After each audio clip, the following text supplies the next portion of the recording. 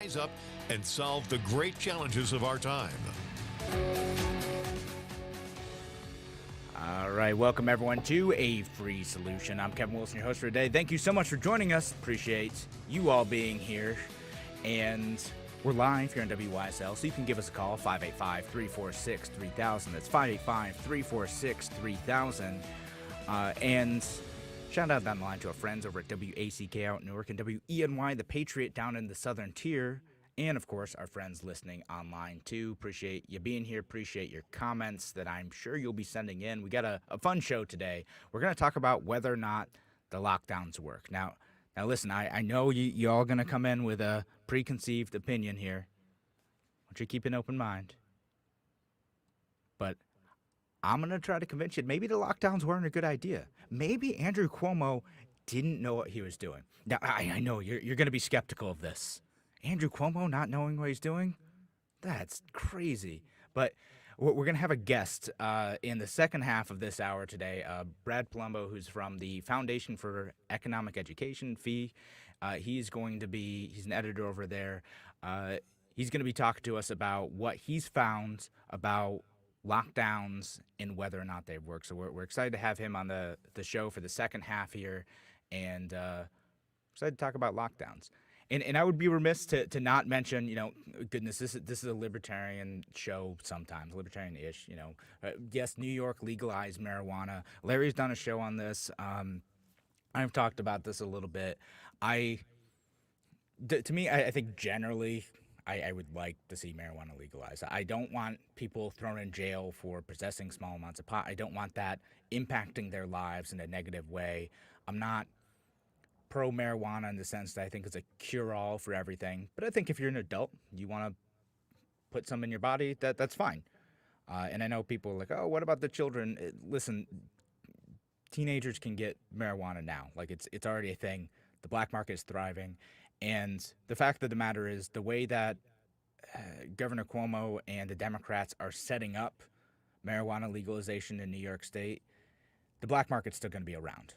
It's still going to be thriving because the taxes are going to be high, and it's going to be difficult for people to get licenses to actually run a marijuana business. The state wants to talk about how they are being, more equitable, and they're making sure that they're undoing the harm to black and brown communities with the war on drugs, and the fact of the matter is it's going to be really difficult if you're someone, if you're a small-time weed dealer right now, chances are you're not going to be able to open up your own marijuana shop. It's going to be tough, particularly if you have a criminal record associated with it. I know they're expunging them, but we'll see if that actually happens.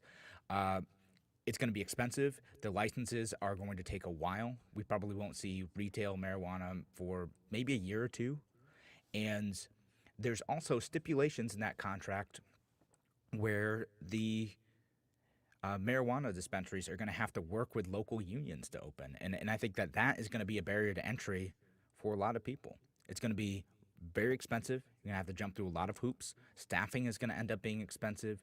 The Democrats have put so much effort into making sure that this bill is equitable, that legalization is equitable, that they are crushing any opportunity for entrepreneurs to just jump in and thrive in this space. Like, mark my words, in a few years, we're still going to have a thriving black market, just like they do out in California, just like they do in Washington State, just like they do in Colorado. The issues with that side of drug legalization are still going to exist. There's still going to be police raids on illegal marijuana distributors. It's still going to be a problem. They have done... I predict that they're going to do such a bad job of rolling out this legalization that we're still going to have a lot of the big issues with the war on drugs. But maybe maybe I'm missing it. Maybe it's going to be great. We'll see. I hope I'm wrong here. And Jamie said, "Why unions?" I mean, Jamie, come on. Why do you think unions? It's because Governor Cuomo wants to appease his base. He wants to appease the groups that support him. So, and same with the Democrats, as the unions lobby to make that a provision of the bill. And it's going to be more difficult for, again, these places to open. I think New York State got something's right with how they've liberalized, small L liberalized the craft beer industry. Right now, it's very easy for small time producers to be able to label, produce, and sell and distribute, their uh, homemade craft beer, or whether not homemade, but there's small batch craft beer, and I think that we should be able to do the same with marijuana legalization. It's going to be interesting. There, last I looked, and I don't know if this made this into the final bill because you know how these things always get shifted at the last minute. There is some provision for people to be able to grow their own plants. I think like last I looked, there's like up to three. An individual could have up to three plants. So we'll see how that goes. But you're not going to be able to sell or distribute those. And I'm sure there's going to be some sort of punishment if you give that away too. But we'll see how this goes. But yeah, up to 3 ounces going to be legal eventually. We'll see if you can actually buy that legally though, and if this whole system isn't a mess. But I only want to mention that because I've talked about it before. Larry talked about it before. It's a big news item. And I do want to talk about mostly lockdowns today. I want to talk about whether or not lockdowns work, and I'm going to have Brad do a lot of that in the second half of the show. But I do want to spend a little bit of time in the first half of the show talking about kind of the other side of this, not the lockdowns themselves, but the mask mandates too, because this is something I've gotten into a bit of a debate with other folks online, because I've said this before, I don't like mask mandates. Now, there are folks out there who will tell you that I support mask mandates and I support lockdowns, and those people are liars. They are not telling the truth about what my position is, and I am against mask mandates, and I've said that over and over and over again. There's a difference between thinking that masks are appropriate in some situations and that individuals should be able to wear masks to protect themselves or others, and mandating it from the state. And I said from the beginning, when we started talking about the mask mandates March, April last year, that it would be used to target and be unfairly enforced against marginalized communities. That it's going to be a target of the type of people that Democrats say that they're going to protect. It's also unnecessary. And in fact, I'm going to make the argument in the second segment of the show that was actually counterproductive. But I want to be clear about my actual position on the mask mandates. I don't like them. I don't think they should have come from the state. I think private businesses, if they want to require you to wear a mask in the store, that's fine. That's their deal. If they want to do that to cover their butts or make their other customers more comfortable, that's fine. That should be up to the store. And if you don't like it, don't go shop at that store. If Wegmans wants to do that, if Walmart wants to do that, okay, fine. If I want to shop there, I can go shop at another local store, or I can go shop on Amazon or something too, or support like another small business. I don't think it should be mandatory from the state, and I'd be curious to find out. I don't have the data on this, but what the enforcement looks like in other states where there isn't a mask mandate, because New York has a mask mandate, but a lot of other states don't. But retail stores, places like Target, Walmart, things like that, they still require it anyway. I don't know what the enforcement looks like because I'm not down there, and I haven't seen any data that I trust on that. But I suspect that there's some people who are going to wear masks, be more cautious, do their thing. And I'll say this about masks too, is again, they provide some limited protection, mostly against the spittle you're putting out for other people. I'll link to the studies in if I can post the comments, and I've had some trouble with this. I'll link to the studies online that say what this is, but basically, masks work if you wear them properly. They don't really protect you all that much. They mostly protect other people from you, again, shooting your spit out a little bit, and that's fine. Again, if you want to do that to protect others, it's good. I have a preemie baby, so when someone wants to hold my baby, they're wearing a surgical mask because I don't want them to not only spread COVID, but also, their cold germs to my baby, because it works. It protects from that type of stuff. There's a reason they use those in medical setting. Again, it's predicated on people actually wearing it properly and you using the right type of mask. If you're using one of those athletic, buffs, it doesn't actually protect anything. It just actually splits it up a bit. But if you're wearing a surgical mask or a thick, cloth mask, it does help a little bit. And for that reason, I don't think that it should be illegal to wear a mask, which is the funny side of of the folks I've been in arguments with, because now it's kind of come full circle where I'm seeing folks on the anti-mask say, not only should states not mandate mask use, but in fact, it should be prohibited, which is what used to be the case before COVID. Mask use was illegal in many places. And guys, I'm sitting here as a free-thinking individual and thinking, my goodness, does everything have to be either mandatory or banned? Can we just let individuals have freedom? All right. When we come back, though, I want to talk about what are the actual impacts of the mask mandates. Did those work? Were they effective? How did they impact, COVID numbers in states where they took place, in counties where they took place? All right, so thanks again for joining us here on A Free Solution. If you want to participate in the conversation, give us a call, 585-346-3000. We'll be back in a few minutes.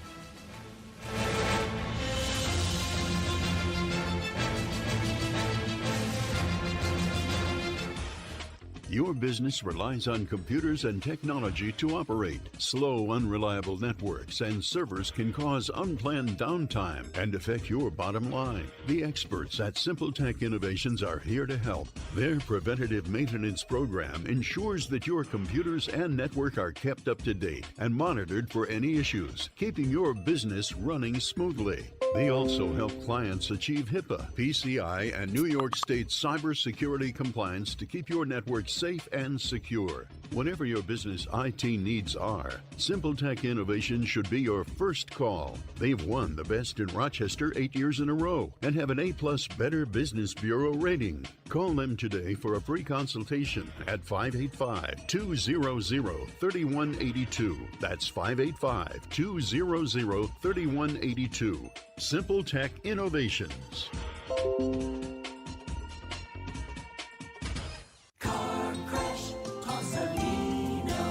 When you've been seriously injured in a car crash, you need a lawyer who knows how to beat the big insurance companies. Call me and I'll take them on so you can focus on your health and family. Car crash, call Salino. Salino, call Salino.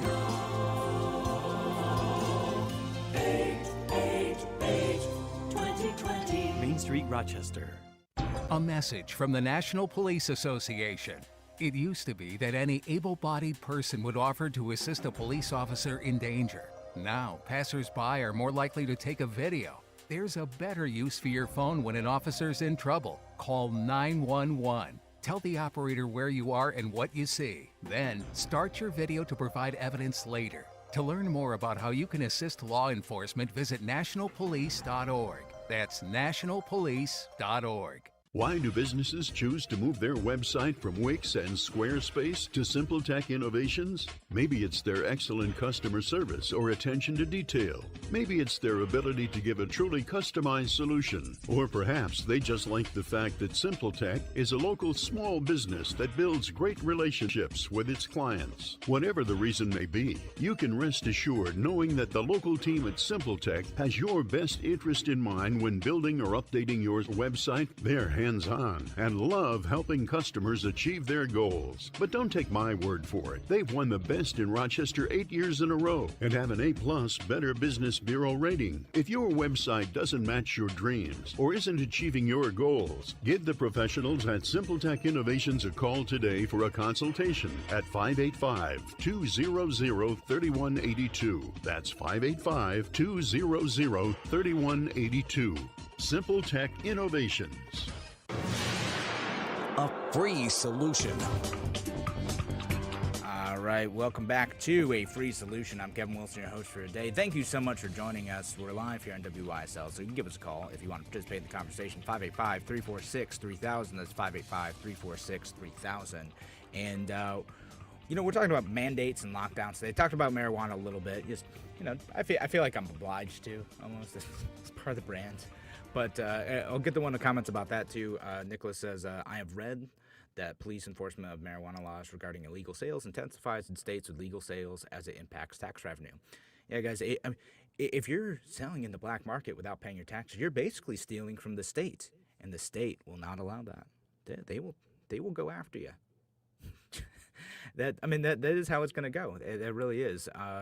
They do go after black market sales still. So as I said in the first segment, I think that we're still going to have some of the problems with the war on drugs, particularly within the black and brown communities that the state claims it's helping with this marijuana legalization. They're going to create such a massively complex network of laws and regulations to jump through that the type of folks who don't have the resources to do it are going to be shut out of the system, and they'll just stay in the black market, both buyers and sellers.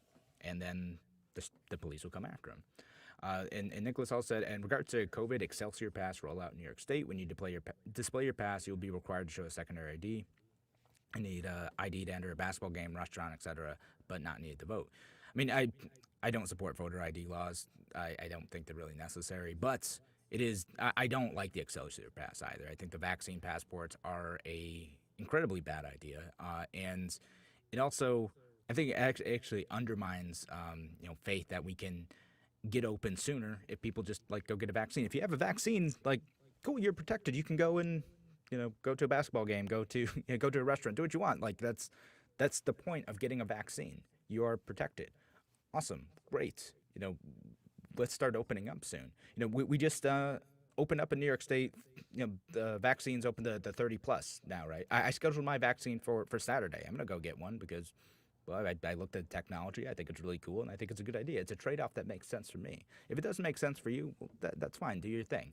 But I don't think you should be excluded from going to these places because you don't get a vaccine, particularly when everything is open and we're able to, everyone who wants a vaccine is able to get one. Once that's the case, let's just go back to normal.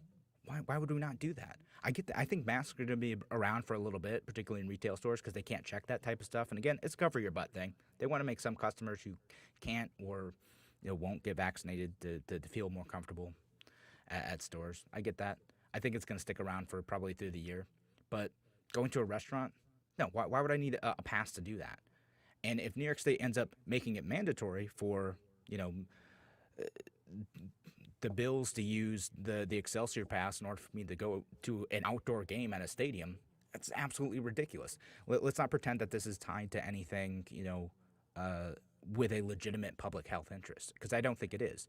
And you got to worry if we start using this pass, is it going to be start used for other things? Do we suddenly exclude you from attending a Bills game if you don't get a flu shot? You should get your flu shot. It's a good idea. I got one this year. I'm going to get one next year. But you should still be able to go to a Bills game if you can't, if you can't or don't want to get a flu shot. It shouldn't matter. I think this could be used for a bunch of other things. If the state ends up mandating it, and there's a protest today out in Albany, so good luck, folks out there doing that. I'm very pro-vaccine. I've said that a bunch of times before. I think you should get vaccines. I think they're a good idea. I think they're overwhelmingly safe. Don't at me with your anecdotal evidence. Statistically, they're very safe, which is why I'm getting one. I'm putting my money where my mouth is. My wife's getting one today. I'm getting one Saturday. I want to protect my baby. I want to protect the vulnerable people around me by getting a vaccine. But the vaccine pass, garbage idea. I do not like it, and I think that we should be fighting this. All right, so back to the mask mandates thing, though, again. So we have all these states, various states have different levels of mask mandates. You got New York State, statewide type of stuff, mask mandated in a bunch of places. And then you got states like Florida, where, the state doesn't have a mask mandate, but you do have, occasional counties with those types of things. And then you have, places like South Dakota where you don't have that at all. In other places like Texas lifted their mask mandate, and we're gonna see people claiming there's big spikes in COVID related to mask mandates. But here's the interesting thing about the mandates. Something that there's a CDC study that they're saying it didn't say this, but I think it kind of does say this, that there isn't a significant difference in states with a mask mandate versus not having a mask mandate. And here's what I suspect is happening. And I'm saying this based on a couple different articles I read. There's an AP article that I'd like to post here that I can no longer find, but talked about what my theory is. I don't know if they scrubbed it.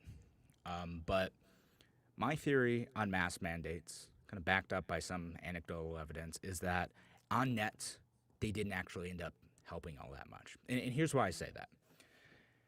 In the states where there was a mask mandate, and I've seen this play out personally, anecdotally before, is people assumed Well, because we have a mandate, anyone who does go out in public is protected. That they're good. They're 100% protected because everyone's wearing a mask. We've stopped the spread. The masks don't do that. They don't 100% work. They help a little bit with other factors built in. And then anyone who knows what they're talking about and isn't just making a political point would say that masks limit the spread. They don't stop it completely. They're one tool in the toolbox for stopping a pandemic from existing. Okay, right. So everyone thinks that in a state where the mandate's happening, everyone's 100% protected. That's not what the case is, but they think that's 100% protected. And they act accordingly when they feel like they can be a bit more relaxed. Well, everyone's protected. If everyone's going out in public where they're being unsafe, if they have to go to a grocery store, they're not catching COVID doing that. So I can go and have a barbecue with my friends or have a party with my friends because both they're all wearing their masks in public. It's fine. So they end up giving themselves exceptions to the rule more often. And then you have these outbreak events. And then in states where there weren't mask mandates, you had the individual responsibility to protect yourself and your family. You had to assume that the people around you weren't wearing masks, weren't taking the opportunity to protect yourself. So you have that responsibility is put back on you. In New York, we outsource that feeling of responsibility to the state. The state is taking care of us. They've mandated it. It's fine. In states where there aren't mask restrictions, you have to take that caution yourself. You have to decide what your level of risk is, and people acted accordingly. They were more cautious in settings when they were going out in public. They might wear a better mask. They might not go to that gathering. They might, ask that you wear a mask in a private gathering because they didn't assume that everyone was being safe. This is what happens when the state mandates things. People didn't make those exceptions for themselves in non-mandated states. That freedom comes with responsibility. And in the end, it ended up being a wash. There wasn't all that big of a difference between the states and localities that mandated masks and the ones that didn't. Freedom works. If we just educate people, if we just tell people, yeah, you can go out and go to the park, do your thing. Here's where you're taking on risk. Here's where you're not taking on risk. Here's a good thing that you can do to protect yourself. If we educate people that way, if we have freedom, the results end up being the same. We didn't need to do all these mandates. And we're going to spend the second half of the show just talking about the lockdowns, positive and negative effects of those, whether there was positive effects of those. But the mandates for the masks, same thing. They didn't work. The ham-fisted, one-size-fits-all solution didn't work, made people want to resist them, made people think that they could make exceptions for themselves when they couldn't, when they should have been more cautious. The libertarian solution to the pandemic was always to educate people on what works best and not mandate things. And guess what? That delivered decent results. Taylor's asked me if I'm going to run for another office. Taylor, not this year. Thank you. Yeah, I did run for Congress last year. Not going to run for anything more local because I have a new baby and I want to spend time with my son. But thank you. Appreciate it. Nick says, as retired EMT, I was taught that the mask keeps me from touching my face and transferring germs from my hands, mouth, or eyes. Yeah, no, that's Nick. That's a good point too. I mean, that's originally in the beginning of the pandemic. That's what they talked about as well. Like wash your hands, and a mask makes it harder for you to touch your mouth. So all that makes sense. I'm on the same page with you there. Masks are multiple purposes. I'm generally like, you should be able to wear a mask. I don't think they should be banned. And it's a good idea if you're sick to wear those out in public. And I think that should be a normal thing even after the pandemic. If I had the flu and I need to go out to Wegmans really bad, wear a mask. It's fine. All right, so thanks so much for joining us here on A Free Solution. When we come back, we're going to be joined by Brad Palumbo, who's from FEE, the Foundation for Economic Education. And we're talking about what the impacts of the lockdowns were, whether or not they worked, what the negative effects were. Thanks again for joining us here on A Free Solution. We'll be back in a few minutes.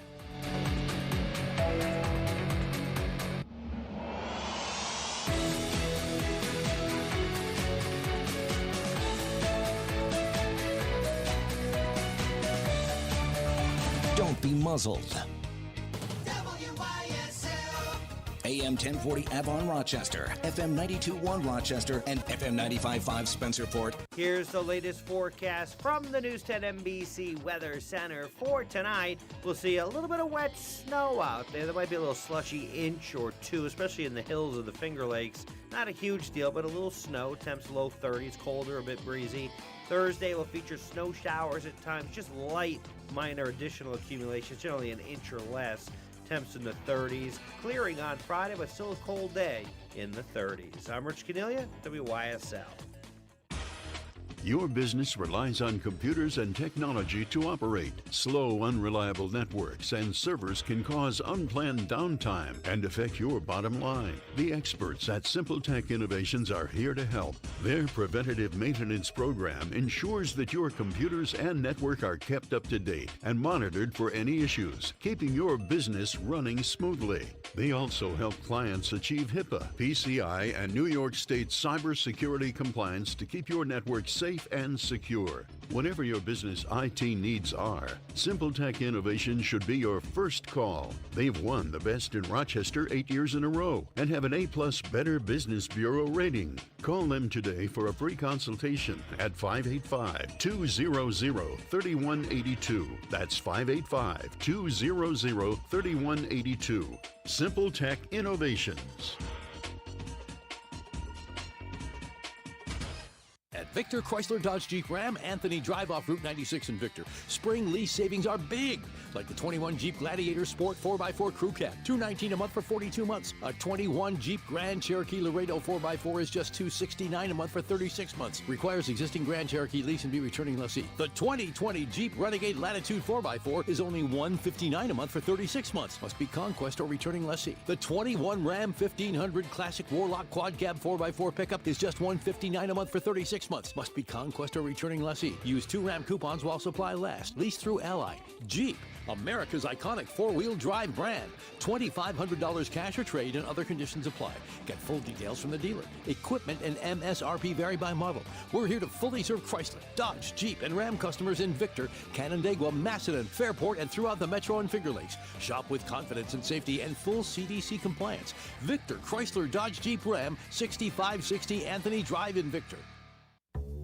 Are longer, warmer days making you think spring? Think Springwater Amish Workshop. Get ready to enhance your outdoor spaces. Springwater Amish Workshop has just received a new shipment of durable, beautiful poly lawn furniture. Gliders, folding Adirondack chairs, dining sets, and accessory items will spruce up your lawn for spring and summer. If you like birdhouses, Springwater Amish Workshop has a beauty that's great for lakeside property, a lighthouse, or choose from other designs like birds, moose, raccoons, dogs, and others. And of course, they specialize in backyard sheds and gazebos. Get the best quality, best warranty, best service, best selection. Get yours ordered today to avoid delay so you can enjoy your Amish building during all the good weather months to come. Springwater Amish Workshop on 7936 Route 15 in Springwater. Open Monday and Wednesday through Friday 9 a.m. to 5 p.m., Saturday 9 a.m. to 3 p.m. Visit SpringwaterAmishWorkshop.com or visit them on Facebook. Call 585-669-9710. Hello, I'm Alan Ginsberg of the A.M. Ginsberg Advisory Group. Hope you're coping well with the changes we've all had to make in day-to-day living during these crazy times. So, now that you've done all your projects, cooked every new recipe you have, and made your YouTube videos, ask yourself, are your financial plans and investments working in today's world? Is your family secure if you die or become disabled? Are the wills you made 10 or 20 years ago still valid today? Now may be the time to evaluate where you are financially and review your estate planning as well. We're available for appointments by phone or Zoom meeting, or we can meet in my office with CDC compliant procedures. Please give us a call, 585-377-4720, or check out our website at amginsbergadvisorygroup.com. Securities offered through Securities America Inc. Member FINRA SIPC. Advisory services offered through Securities America Advisors Inc. A.M. Ginsberg Advisory Group and the Securities America companies are separate entities. Livingston County Pizza Company and Gluten Free Bakery offers a great selection of pies, cookies, and dinner rolls. Call 226-9575 and place your order. Livingston County Pizza Company and Gluten Free Bakery in Avon. It's time to put your liberty into action. Come and listen to The Liberty Show here on WYSL Voice of Liberty on the first Saturday of the month at 7 p.m. Hope you're able to tune in to The Liberty Show here on WYSL. A free solution. All right, welcome back to A Free Solution. I'm Kevin Wilson, your host for today. Thank you so much for joining us. We now have a guest on the show. We're joined by Brad Palumbo, who is an editor of the Foundation for Economic Education, FEE. I know many of you know it as that. So, Brad, welcome to the show. Hey, thanks for having me. Yeah, and so, Brad, you wrote an article recently titled Free States Faring Far Better Than Lockdown States in One Huge Way, New Data Show. And here in New York State, especially us here in Western New York, we haven't been super thrilled with how New York State has approached the pandemic, how our Andrew has approached the arbitrary and confusing restrictions that he's imposed on us. So it would be interesting to know, could we have done something better here in New York State, and how did this work out in other states that were a bit less restrictive in responding to COVID? Well, just to start on the New York State thing, you could have done something better by your governor not mandating nursing homes to accept COVID-positive patients. And that would have saved thousands of unfortunate, tragic deaths that didn't have to happen, but for that act of government overreach. In terms of the overall strategy, New York has been one of the harshest lockdown states, but it's got some of the worst case outcomes and worst death rates, and it's really unfortunate. What that means is essentially the lockdowns didn't work in New York, but you did experience massive economic consequences and social consequences. So what I looked at is the unemployment data for last month, February 2021. It shows that many free states have returned to nearly their pre-pandemic unemployment rates, but lockdown states dominate the wrong end of the list. So with the lowest unemployment rate, you have states like South Dakota, Utah, and Nebraska, all around 3%. But then in Hawaii, New York, and Connecticut, you're at 8.5 to 9.2%. So you have almost 3 times as much unemployment in these lockdown states, even though they didn't necessarily fare better when it comes to COVID. Yeah, I mean, and that's incredible. We've seen it hit us particularly hard here in the Rochester area, and restaurants they're closing permanently. Other businesses are wondering, was this worth it? Did we save enough lives to make this work? And what impact did the lockdowns ultimately have on that aspect of it? So wait, what the data you're saying is that we had a trade-off in lower employment, but we didn't end up saving more lives because of it. No, I mean, just look at a state like Florida. It eschewed most of these lockdowns many months ago, and so it's got a much better economic situation right now, but it's also got much better COVID cases and death rates than New York. And there are a lot of factors that go on into that, but they show that these lockdown restrictions don't necessarily achieve the best COVID death outcomes. And when something that has such obvious economic and social costs, it's impossible to justify it in light of the fact that there's no clear benefits. So multiple peer-reviewed studies have found no correlation between lockdown stringency and death rates. The simple matter is, right, you think a top-down government mandate can stop the spread of a disease, but it just doesn't work like that. And a lot of times it ends up backfiring. So I remember Cuomo, he issued a ban on in-person dining or the capacity rates. And what people did instead was gather more in their homes and spread it more, because that's actually much more dangerous than eating at a restaurant socially distanced. So I think we've just seen time and time again that the big government approach to this has big costs, but not big benefits. Yeah, I was talking about that with the mask mandates in the first half of the show a little bit too, and that's kind of what we end up seeing, right? Is that if you end up imposing restrictions on people, and here in the Rochester area, we end up in an orange zone and then later a yellow zone, and people weren't able to go out and have their drinks. People weren't able to go out and watch the Bills games when they're in the playoffs. So what did they do? They gather in their homes. They felt like they didn't need to wear masks in those situations because they're like, well, there's mask mandates. It doesn't matter. Why would I wear a mask in a home with my friends? Everyone's protected. It's fine. And then we saw some outbreaks related to that. People engaged in riskier behavior because they thought that the state had taken care of the risk for them. And so I see that, in our state, and I also see in other states as well. Like you have a personal responsibility to protect yourself in these situations. State mandates don't work. Yeah, and there's also this kind of confusion between either state mandating things or nobody doing them, but that's not actually how it works. So Texas, about 3 weeks ago now, ended almost all of its pandemic restrictions, including its mask mandate. And everyone predicted bloody murder. You had Democratic politicians saying this was sacrifice, this was human genocide, really alarmist media coverage and backlash. Well, here we are 3 weeks later, and there is no surge in cases. Actually, Texas is down. And 3 weeks is about the timeline you'd expect to see that it starts showing up in the numbers. And so it just didn't happen because people of their own volition still wear masks when appropriate, still choose to distance if they're at risk, or they'll still maintain more distance. If they've been vaccinated, they don't need to. They can go back to normal life. So I think this entire experiment just shows you that free people making decisions closest to their own lives have more information and competency at making these tough calls than detached government bureaucrats. Yeah, and that's a really important point too, is that I know my risk tolerance. I know what it is. It's changed recently since I had a baby too. Like I'm going to engage in less risky behavior because of that. And Governor Cuomo doesn't know what he's doing. He doesn't know anything about my life or what my risk tolerance is or how it benefits my life to, be out and about or not. I should be able to engage in that on my own and do so with experts who are giving me good faith, honest advice on how I can manage that risk, understand it, and live my life effectively. Instead of what we got these top-down mandates. And I think, now I'd be curious what you think of this.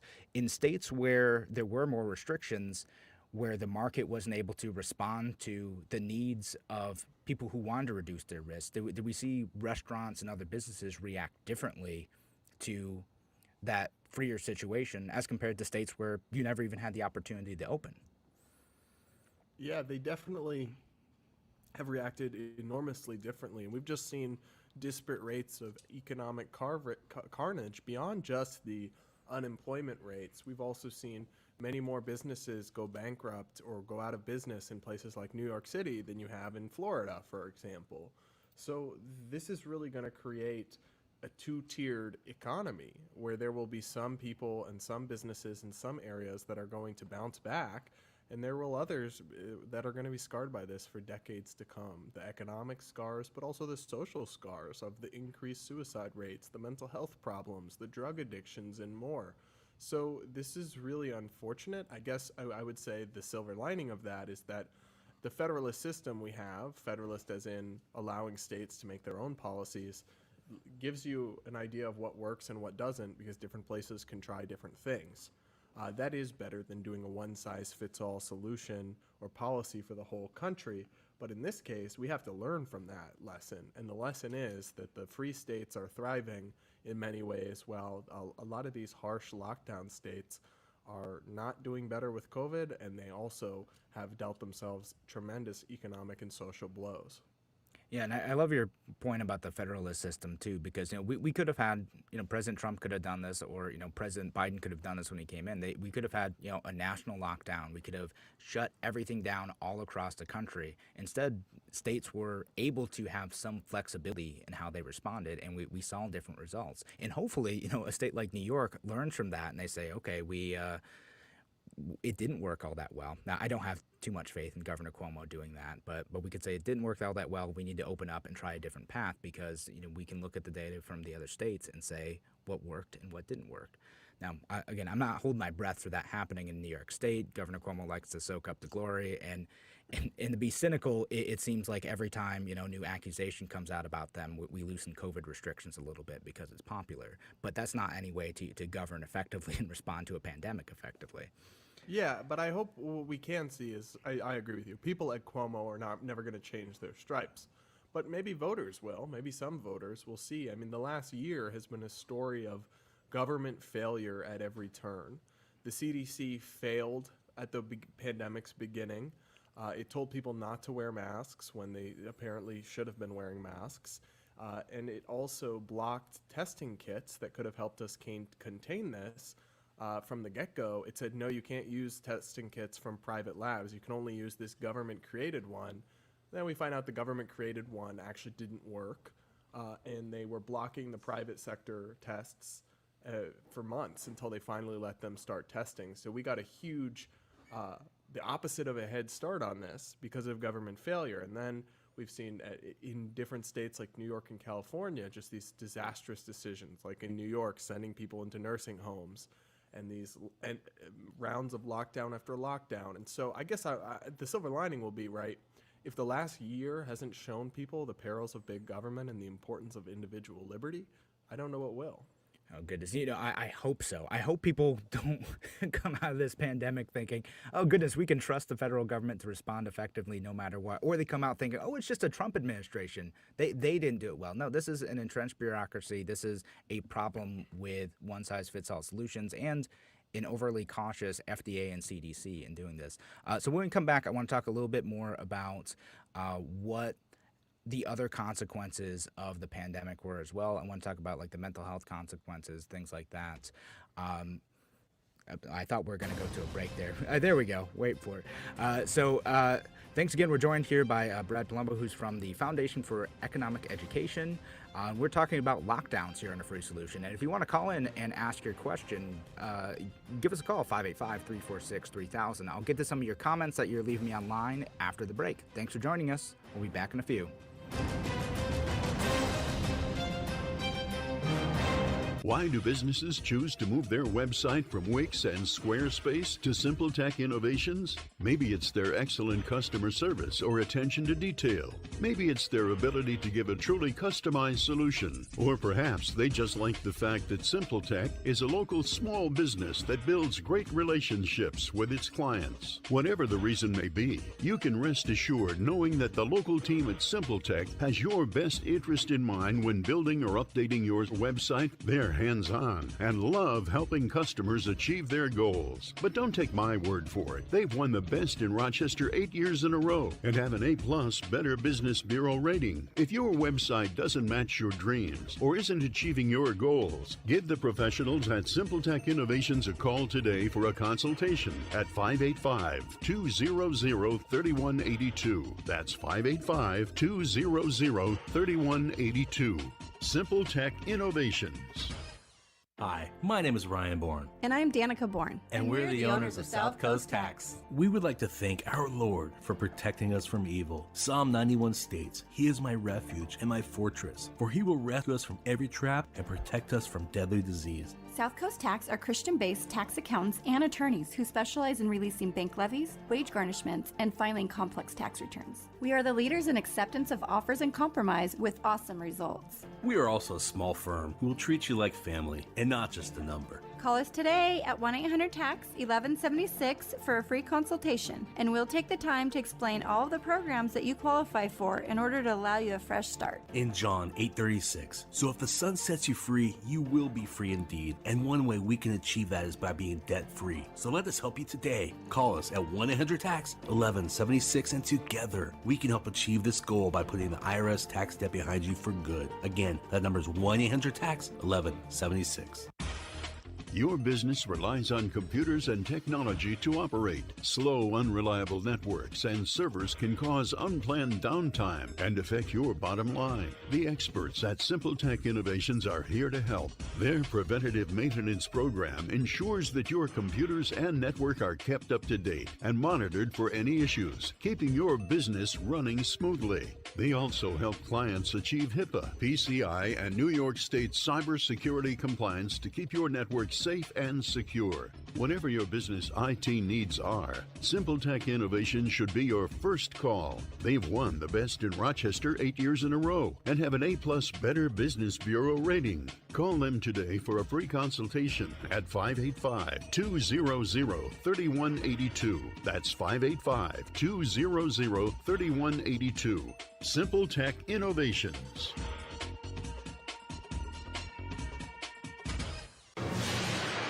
A free solution. All right, welcome back to A Free Solution. I'm Kevin Wilson, your host today. We're live here again on WISL. If you have any questions about this topic or want to participate in the conversation, give us a call, 585-346-3000. That's 585-346-3000. Shout out down the line to our friends over at WACK out in New York and WENY, the Patriot, down in the southern tier as well. Appreciate you being here today. And, of course, our friends listening online, leaving your comments. Thank you for being here. Thank you for listening today. And, we got one comment from Michael, said, no government histories of the world has ever been able to stop or contain the virus, so it's not worth it, not following the science, just following their own greed and lust for power. I mean, maybe. I think there's things the government could have done to be more effective, and maybe we'll talk about what they could have done. I feel like most of what the government could have done in this situation is get out of the way and let people, the smart people solve the problems, and also not engage in the noble lies about masks and all that other stuff. I think that was a big problem at the beginning of the pandemic, and confuse people and undermine trust in experts who could have had something to offer about this. And Valerie made a comment about New York's COVID death numbers being so bad because of the nursing home facilities. So yes, that was a huge part of that. What a massive mistake, one that he is still not being held accountable for, where I'd love to see Governor Cuomo impeached over that. In addition to a bunch of other stuff too, but he's still covering up what happened there, and that is a tragedy. But again, we're joined here today by Brad Palumbo, who's from the Foundation for Economic Education. He's an editor over there, and we're talking about the impact of lockdowns. And one of the big sides of that is it's not just economic, although these are related topics. It's also related to the mental health of people who are subject to lockdowns. And Brad, I was wondering if you could talk a little bit more about that and what you saw, in lockdown states related to the mental health and other aspects of life for people in these states. Yeah, absolutely. So the lockdowns had devastating economic consequences. Everybody knows that about the unemployment and the businesses that have been damaged and closed down, but there hasn't been enough. There's been some, but there hasn't been enough focus on the tremendous psychological and social costs that came with these lockdowns. Human beings need social interaction, right? There's this enormous psychological and health toll that comes with being deprived of your livelihood and not seeing your friends and not being connected to your community and really being alienated. So unfortunately, I've covered a lot of this at fee.org. There's been a mental health crisis across the globe. The Associated Press interviewed doctors who warned that COVID-19 lockdown orders are leading to an international epidemic of child suicide. Here in the U.S., the Centers for Disease Control reported that 25% of young adults considered suicide during the lockdowns, while overall mental health issues have spiked as well. So CDC data show a 24% increase in emergency room mental health visits for children ages 5 to 11. Among adolescents aged 12 to 17, it's a 31% increase. So this is a really devastating problem, not just for children, though those statistics focus on them, but we've had just an enormous and incalculable toll in terms of psychological and human loss because of these restrictions and lockdowns. Yeah, that's absolutely devastating to hear, the spike in child suicide and the spike in child mental health problems, related to not being able to go out and see your friends, not being able to go to school, even though, the data kind of shows it's relatively safe for children to be in school and to be interacting with each other, and yet these policies in states like New York that impose lockdowns on children, despite the science saying that they should be able to go out and interact with folks safely. When you got to wonder, when do we get political leaders who are imposing these restrictions on us to look at what the science says, look at how this is impacting children especially, and how do we get them to break free? Any thoughts on that? Any strategy here other than continuing to talk about this here today? Yeah, I guess the first thing you got to do is limit the political influence of the teachers unions, because they're the ones who Democrats take enormous amounts of money from teachers unions, and then they've ignored the science and fought to keep schools closed. Schools are safe. European countries many of them have kept their schools open this whole time.